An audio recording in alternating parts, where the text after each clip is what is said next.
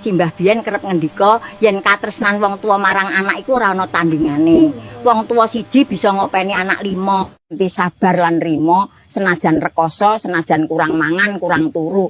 Nanging kadang yen anak wis padha gedhe lan urip dhewe-dhewe, malah anak 5 durung mesti iso ngopeni wong tua siji kanthi sabar. Wong tua ngasuh anak wiwit cilik. Nalika bayi digendong awan bengi, yen nangis ditimang-timang, yen lara digolekake obat, yen luwe diparingi mangan senajan wong tuane dhewe durung mesti wareg.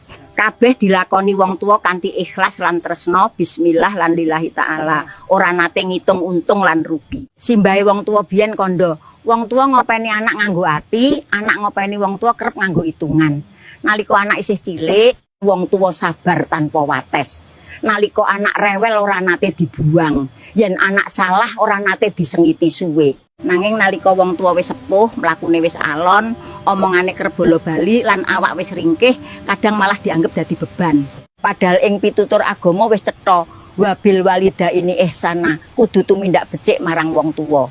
Lan ana maneh pitutur, falatakullahuma ufin walatan harhuma, aja nganti ngomong kasar marang wong tuwa. Tegese wong tuwa kudu diajeni lan diopeni kanthi sabar. Awit wong tua biyen wis luwih sabar ngopeni anak-anake. Nalika kowe cilik wong tuamu ora tau kesel ngopeni. Mula nalika wong tuamu sepuh aja nganti kowe kesel ngladeni. Akeh anak sing yen isih butuh wong tua tansah cedhak. Nanging yen wis cukup urip malah adoh lan arang nyawang. Ridho Allah fi ridhol walidain, ridhone Gusti ku ana ing ridhone wong tua. Tegese yen wong tua bungah lan ridho, Gusti uga bakal paring berkah urip. Nanging yen wong tua kuciwa lan sedih mergo anak, urip bisa krasa abot lan ora tentrem. Simbahe wong tua biyen nuturi mangkene.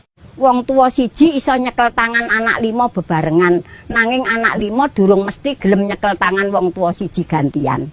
Mula yen isih duwe wong tua kudu disyukuri, alhamdulillah isih ana papan njaluk pangapura lan pangestu. Aja nganti mengko yen wong tua wis ora ana mung kari penyesalan. Wong sing wicaksana bakal ngopeni wong tuane kanthi sabar, mergo ngerti yen kuwi uga dadi utang budi. Muga kowe kabeh bisa ngopeni wong tua kanthi sabar lan tresna, insyaallah dadi dalan slamet donya akhirat. Wallahu a'lam bishawab.